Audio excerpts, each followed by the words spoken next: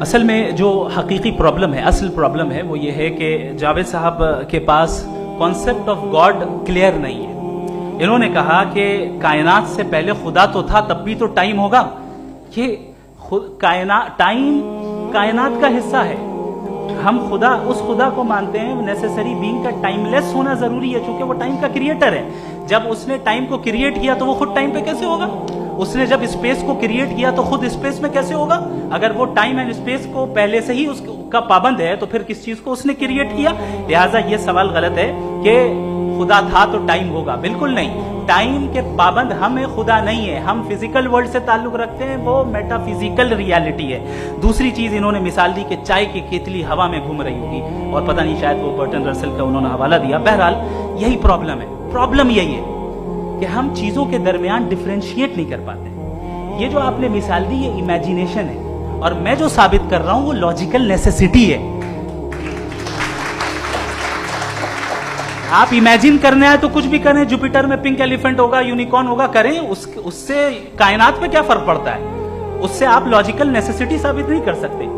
میں تو اس prime cause کی بات کر رہا ہوں، اس نیسیسری بینگ کی بات کر رہا ہوں جس کے بغیر اس کائنات کا ایگزسٹنس ممکن نہیں ہے۔ دوسری چیز، مذہب کو سائنس چیلنج کرتی ہے وغیرہ وغیرہ، یہ ہمارا ٹاپک ہی نہیں ہے۔ میں اس پہ بات کروں گا تو پھر میرا وقت چلا جائے گا۔ مذہب کے اوپر چونکہ ہماری ڈسکشن نہیں ہے، سائنس کو مذہب اور بالخصوص میں اور ہمارا ورلڈ ویو کم از کم سائنس کو پیچھے نہیں کرتا ہے، سائنٹزم کی مذمت کرتا ہے۔ اس کی وضاحت میں نے پہلے کر دی۔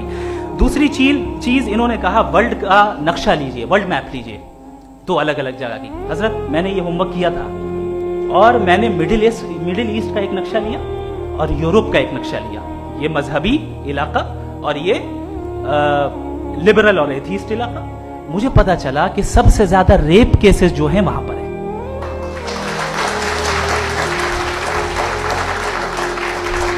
مجھے یہ پتا چلا UN کی رپورٹ کے مطابق، میں یہ اپنے گھر سے نہیں لے کے آ رہا، کہ جو ورکنگ ویمن ہے یورپین کنٹریز میں، اس میں 81% وومن سیکشول ہراسمنٹ کا ورک میں شمار ہو رہا ہے۔ یہ مڈل ایسٹ میں نہیں ہو رہا ہے، وہ مذہبی لوگ ہیں اس لیے نہیں ہو رہا ہے۔ دوسری چیز آپ نے یہ کہا کہ مذہبی آدمی کا اچھا ہونا ہمارے اچھے ہونے سے بہت مشکل ہے، بہت مشکل ہے۔ تو اس کا مطلب یہ ہے کہ گاڈ کے علاوہ آپ کے پاس اچھے اور برے کا کوئی اسٹینڈرڈ ہے۔ میں چاہوں گا کہ کنورسیشنل اسٹائل والی ڈسکشن اور سیگمنٹ پہ اسی پہ بات کر لیتے ہیں۔ Thank you very much.